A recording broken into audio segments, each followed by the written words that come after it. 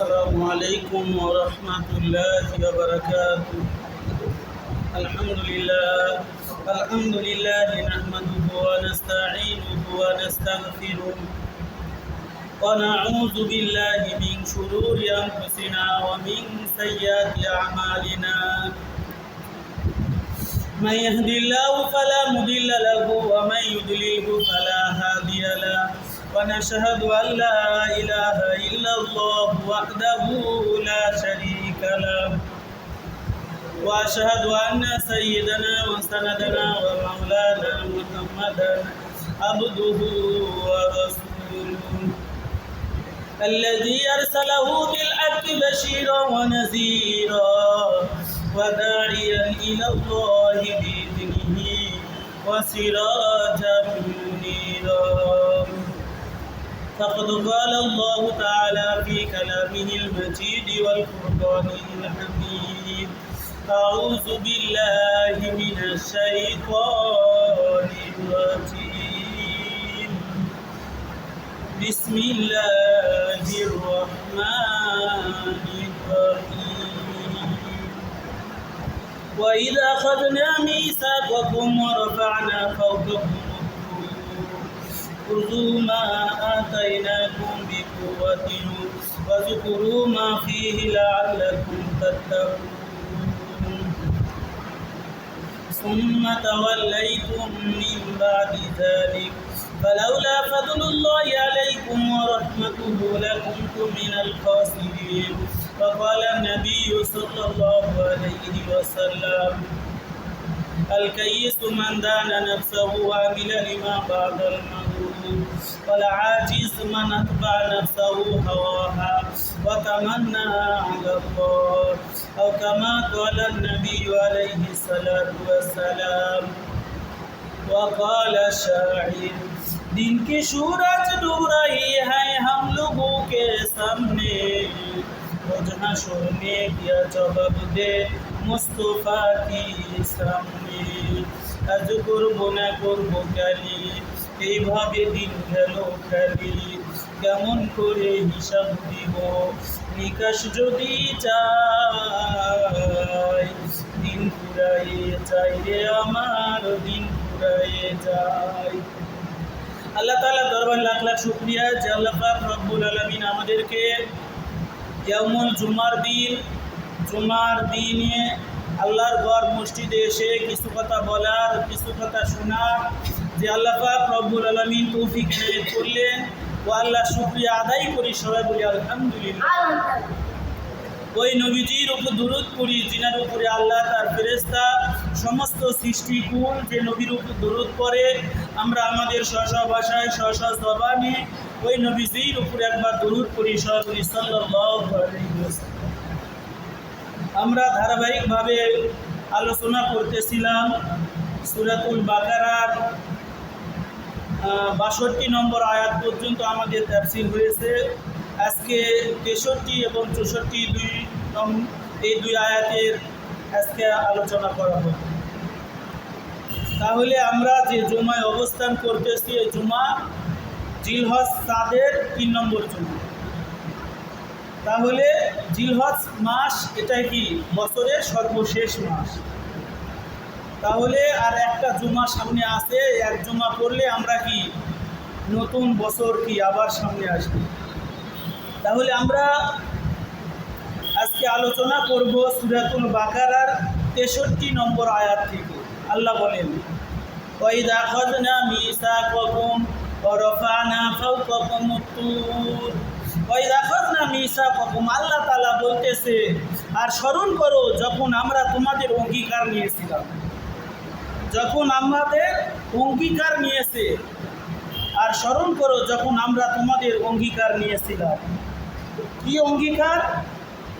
এখানে টিকার ভিতরে বলেন যে আবুল আলিয়া বলেন এই অঙ্গীকার ছিল নিষ্ঠা সহকারে একমাত্র আল্লাহর ইবাদত করা, যে খালেসান ওয়াজহিল্লাহ, আল্লাহকে রাজি খুশি করার জন্যই কি আমরা একনিষ্ঠ হয়ে মনোনিবেশ করে আমরা কি করব, আল্লাহ তাআলার ইবাদত করব। আল্লাহ তাআলার ইবাদতের আল্লাহ কি অঙ্গীকার নিয়েছে। দেখেন, আমি আপনি যখন রুহের জগতে ছিলাম, আল্লাহ পাক রব্বুল আলামিন ওখানে কোশ্চিন করেছিলেন, আলাস্তু বিরব্বিকুম, আমি কি তোমাদের রব নই?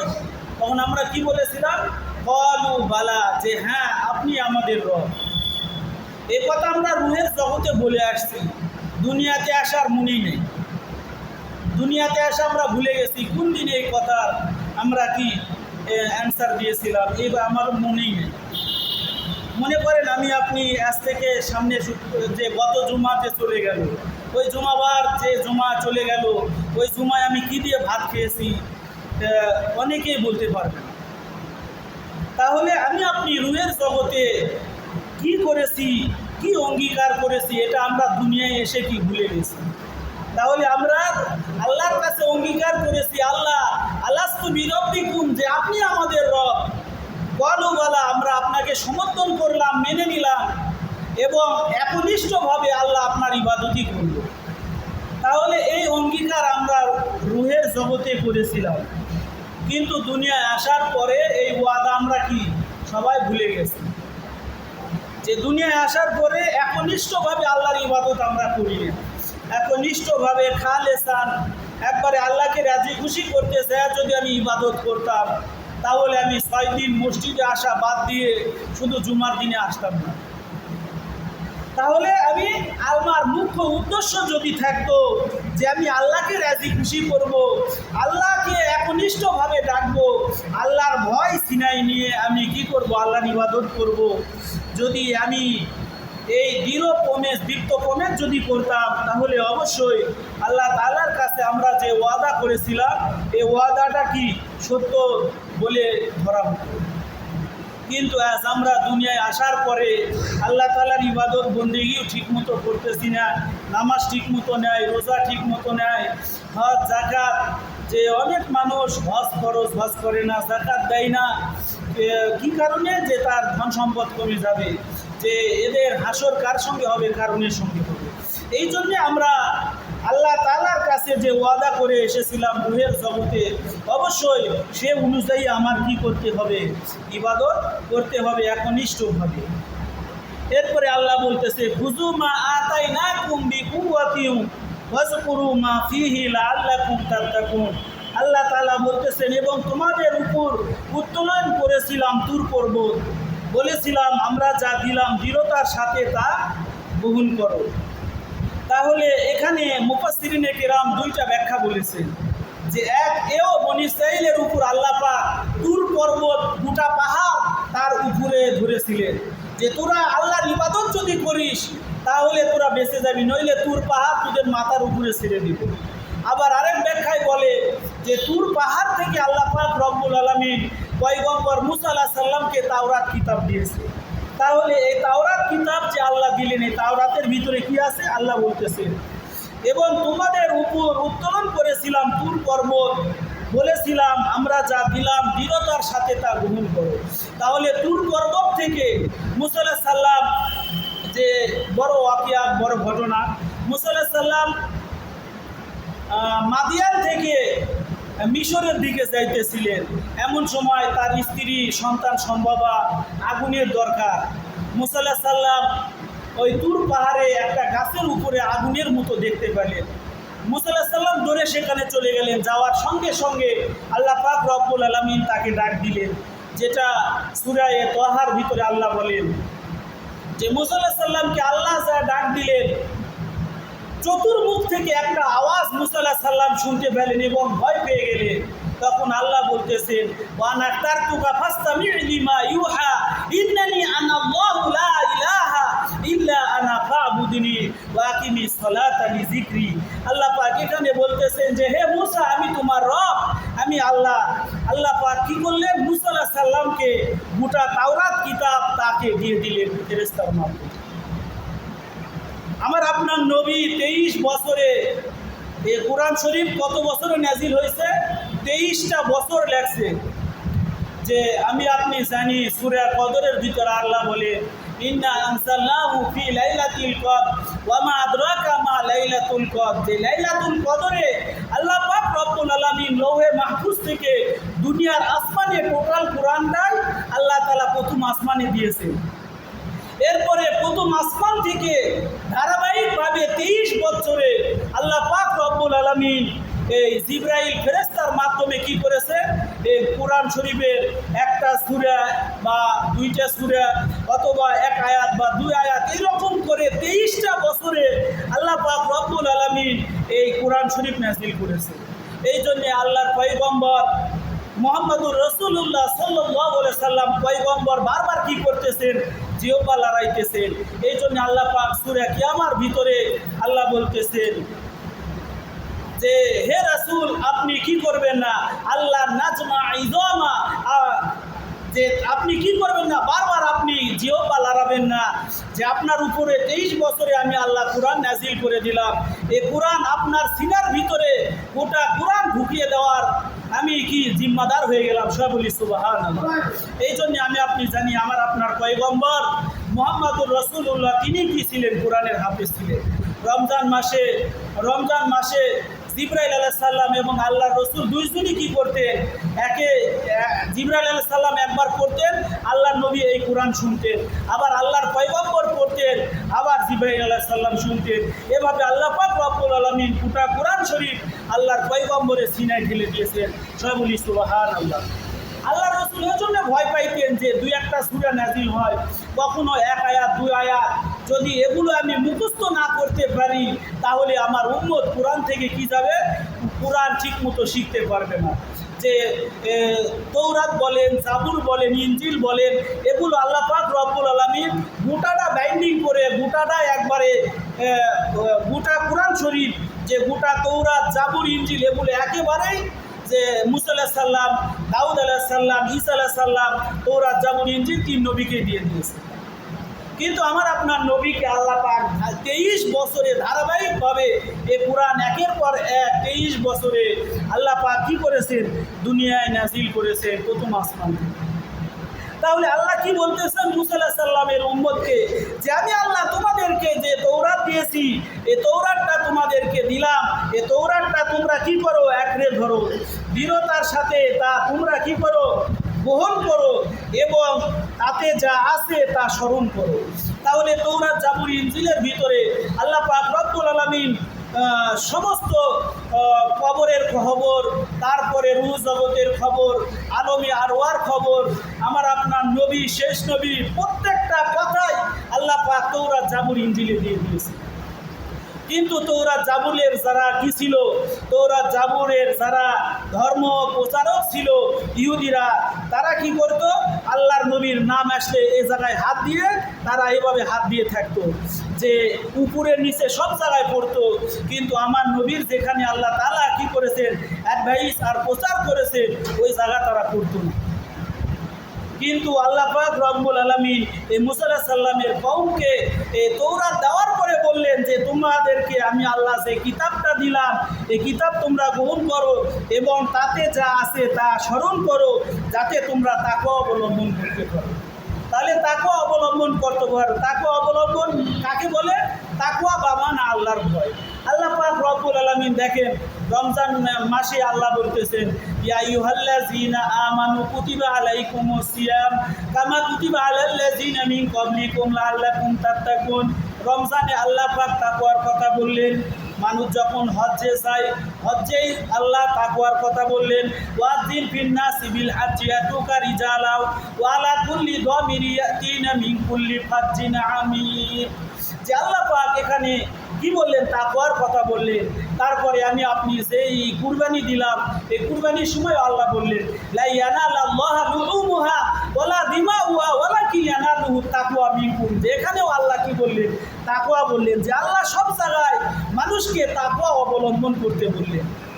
শুধু তৌরাত জাবুর ইনজিলে না, কোরআনেও আল্লাহ বিভিন্ন জায়গায় বলেছেন যে বান্দা লাআল্লাকুম তাত্তাকুন, যেন তোমরা আল্লাহকে ভয় করতে পারো। আল্লাহর ভয় যদি কোনো মানুষের অন্তরে থাকে, এ মানুষ কি করতে পারবে না, 5 ওয়াক্ত নামাজ ত্যাগ করে বাড়িতে শুয়ে থাকতে পারবে না। এ মানুষ রমজানের রোজা কাজা করতে পারবে না। এ মানুষ হজ খরচ হলে অবশ্যই হজ করবে, তারপরে জাকাত খরচ হলে সে জাকাত দিবে। কিন্তু আল্লাহর ভয় যদি না থাকে তাহলে সে হজও করবে না, জাকাতও দিবে না। কারণ সে বুঝতে পারে যদি আমি হজে যাই 5 লাখ 6 লাখ টাকা চলে যাবে, যে দেখি বুড়া বুড়ি শেষ বয়সে যদি উমরা করে কি করতে পারি, যদি উমরা করতে পারি তাহলে আমার কি টাকা বেঁচে গেল। কিন্তু আল্লাহ পাক যার উপরে হজ ফরজ করেছে অবশ্যই তার হজ করাইলেন। যদি হজ ফরজ হজ সে ফরজ হজ না করে যদি নফল উমরা করে তাহলে তার ভিতরে যে ফরজিয়াত আছে এটা আদায় হবে না। এই জন্য আল্লাহ পাক রব্বুল আলামিন বলতেছেন যে তোমরা কি করো, তাকওয়া অবলম্বন করো, আল্লাহর ভয় অর্জন করো। এরপরে সূরাতুল বাকারার 64 নম্বর আয়াতে আল্লাহ বলেন, সুম্মা তাওয়াল্লাইতুম মিন বাদি যালিক ফালাউলা ফাদলুল্লাহি আলাইকুম ওয়া রাহমাতুহু লাকুনতুম মিনাল খাসিরিন। আল্লাহ পাক বলতেছেন এরপর তোমরা মুখ ফিরালে, এরপর তোমরা কি করলে, মুখ ফিরালে, অতঃপর তোমাদের প্রতি আল্লাহর অনুগ্রহ ও অনুকম্পা না থাকলে তোমরা অবশ্যই ক্ষতিগ্রস্ত হতে। তোমরা ক্ষতিগ্রস্ত হতে, কি ক্ষতিগ্রস্ত হতে? এখানে 2 নম্বর টিকায় আল্লাহ পাক বলতেছে এই আয়াতের সম্বোধন বাহ্যিক দৃষ্টিতে যে সময় ইহুদিদের করা হয়েছে, যে সমস্ত ইহুদিদের করা হয়েছে যারা রাসূলুল্লাহ সাল্লাল্লাহু আলাইহি সাল্লামের সময়ে উপস্থিত ছিল। তাহলে আল্লাহর রসুল যে সময় মক্কায় ছিলেন সেই সময় যে ইহুদিরা ছিল, ইহুদিদের 3টে ঘাঁটি ছিল। আল্লাহ রসুল যখন মক্কায় ছিল আল্লাহ পাক এটাই সূরা মাইদার 6 নম্বর পারার শেষে বলেন, লাতাজিদান্না আশাদ্দান নাস আদাওয়াতাল লিল্লাযিনা আমানুল ইয়াহুদা ওয়াল্লাযিনা আশরাকু। আল্লাহ পাক এখানে বলতেছে যে মুসলমানের জন্য ইহুদি আর মুশরিক তারা কি জানের শত্রু। এই ইহুদিরাই, এই ইসরায়েলের ইহুদিরাই আজকে ফিলিস্তিনে মুসলমানদেরকে কি করতেছে, নির্যাতন করতেছে। এই ইহুদি জাতিরা আল্লাহর রসুলকে মক্কায় শান্তিতে থাকতে দেয়নি। এই তাদের কথাই আয়াতে আল্লাহ বলতেছে যে মক্কায় ইহুদিরা থাকতো, সেই ইহুদিরা 3টা গোত্রে তারা ভাগাভাগি করে থাকতো। যে একটা গোত্রের নাম ছিল বনি নজির, বনু কাইনুকা, বনি কুরাইজা। তাহলে আল্লাহ রসুল যে সময় মক্কায় ছিলেন সেই সময় ইহুদিরা 3টা গোত্রে তারা ছিল, একটা বনি নজির, বনু কাইনুকা এবং বনু কুরাইজা। এই 3টা ঘাঁটিতে তারা এই ইহুদিরা থাকতো। এই ইহুদিরা জানতো আল্লাহ রসুল কি শেষ নবী, এটা জানার পরেও কি তারা মানেনি। দেখেন আল্লাহ রসুল এক সময় কি করলেন, কালেমার দাওয়াত দিতে গেলেন। কালেমার দাওয়াত দিতে যাওয়ার পরে, কালেমার দাওয়াত দিতে গেছেন, এমন সময় ইহুদিরা বলতেছে যে আমরা কি আপনার কালেমার দাওয়াত গ্রহণ করতে চাই, আপনি চলুন, আপনি চলুন, আপনি চলুন, আপনার কালেমার দাওয়াত আমরা গ্রহণ করতে চাই। আল্লাহ রসুল তো উম্মতের জন্য দরদি যে আল্লাহ রসুল সবসময় উম্মতের জন্য ব্যাকুল ছিলেন যে আমার উম্মত যদি একবার কালেমা করে। দেখেন আবু জেহেলের বাড়িতে কিতাবের ভিতরে আছে 1700 বারের মতো আবু জেহেলের বাড়িতে আল্লাহ রসুল গেছে। কি কারণে? যে আল্লাহ রসুল উম্মতের দরদ আছে, উম্মতের ফিকির আছে। তারপরে আল্লাহ রসুলের চাচা আবু তালেব তার কাছে বারবার যে আল্লাহর পয়গম্বর বলতেছেন, বুখারীর হাদিস, যে হে চাচা আপনি একবার শুধু বলেন লা ইলাহা ইল্লাল্লাহ হাজ্জুল লাকা ইয়াউমাল কিয়ামা, কিয়ামতের ময়দানে আল্লাহর সঙ্গে ঝগড়া করে হলেও আপনাকে আমি জান্নাতে আমি নিয়ে যাব, শুধু আপনি এতটুকু বলুন লা ইলাহা ইল্লাল্লাহ। কিন্তু আবু তালেব কালেমা পড়তে পারলেন না, কালেমা পড়লেন না। মক্কার সমস্ত লিডার এসে কি সামনে দণ্ডায়মান, তারা বলতেছে আবু তালেব সারা জীবন লাত মানত উজ্জা হুবল এদের তুমি পূজা করলে, শেষ সময় ভাতিজার কথা শুনে তুমি ধর্মান্তরিত হইও না। মক্কার কাফিরদের, মক্কার লিডারদের কথা শুনে তিনি কি করলেন, কালেমা পড়লেন না। আল্লাহর পয়গম্বর সেদিন শিশু বাচ্চার মতো কাঁদলেন, কাঁদতে কাঁদতে তার চোখ থেকে পানি পড়তেছিল। আল্লাহর পয়গম্বর ও চাচার শরীর কি করতেছেন, চুমা খাইতেছেন। যখন তার হাঁটুর নিচে আসবে আল্লাহ পাক ওই নাজিল করলেন যে খবরদার আপনি আর কি হাঁটুর নিচে যাবেন না, যে সে মুশরিক তার জন্য আপনি দোয়া করতে পারবেন না। আল্লাহ পাক আয়াত নাজিল করলেন, মা কানা লিন নবী ওয়াল্লাযিনা আমানু ইয়াস্তাগফিরু লিল মুশরিকিনা ওয়ালাউ কানু উলি কুরবা মিন বাদি মা তাবায়্যানা লাহুম আন্নাহুম আসহাবুল জাহিম। যে জায়গা কি জাহান্নাম, এই কাফের, এই মুশরিক যদি আপনার নিকট আত্মীয় হয় তার জন্য আপনি কি করতে পারবেন না, তার কবরের সামনে আপনি দাঁড়াতে পারবেন না। তাহলে নিজের চাচা উম্মতের ফিকির দরদ নিয়ে আল্লাহর পয়গম্বর দাওয়াত দিয়েছেন। তারপরে আল্লাহর পয়গম্বর শিশু বাচ্চার মতো কাঁদতেছেন। আল্লাহ পাক সূরাতুল কসাসের আয়াত নাজিল করে দিলেন, ইন্নাকা লা তাহদি মান আহবাবতা ওয়ালাকিন্নাল্লাহ ইয়াহদি মান ইয়াশা। হে রাসূল, আপনি যাকে ইচ্ছা তাকে এখন সময় পারবেন না, হিদায়াতের মালিক আল্লাহ।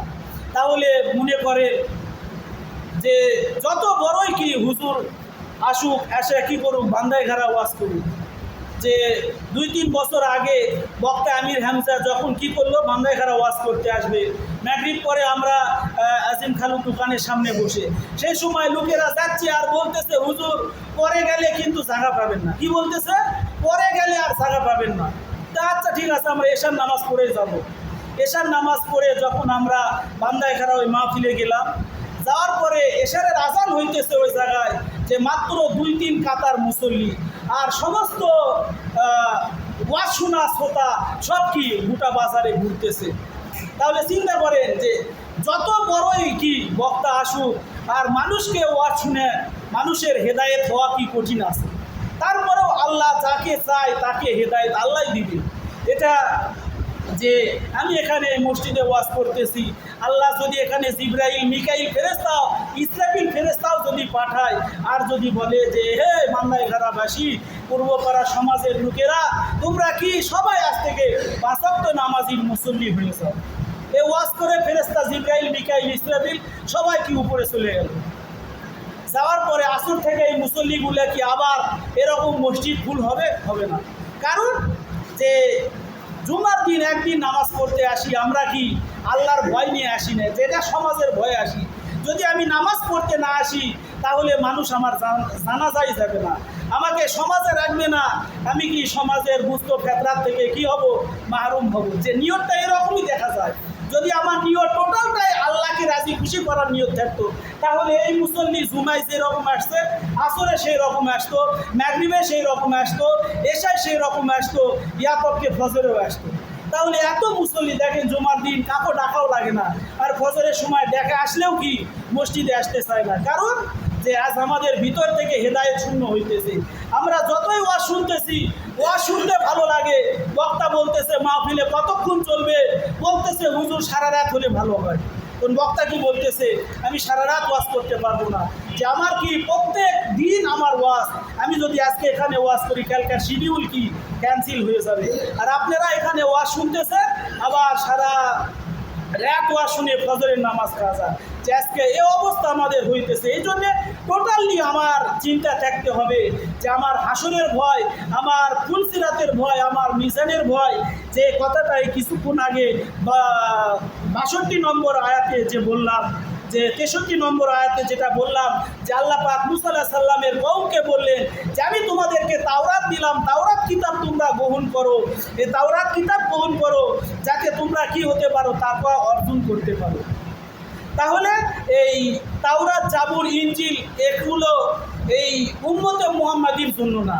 তারপরেও অনেকে বলে যে দেখেন ডাক্তার জাকির নায়ক সাহেব তিনি কি করে, যখন মিডিয়ার সামনে ওয়াজ করে বলতেছে তার কত জ্ঞান, তাওরাত, জাবুর, ইনজিল থেকে কথা বলে। কিন্তু তাওরাত, জাবুর, ইনজিল যতই বড় বড় কিতাব হোক, উম্মতে মুহাম্মাদির সামনে ওটার আলোচনা করলে 4 পয়সার লাভ নেই। কারণ এটার দলিল যে আল্লাহর পয়গম্বরের সময় উমর রাদিয়াল্লাহু তাআলা আনহু তাওরাতের একটা কপি নিয়ে আসলেন। তাওরাতের একটা কপি নিয়ে আসার পরে বলতেছে যে হে আল্লাহর পয়গম্বর, এই তাওরাতের একটা কপি আমি দেখতেছি, যে কপিটার ভিতরে সুন্দর সুন্দর কথা আছে, এই কথার উপর আমি আমল করতে পারি।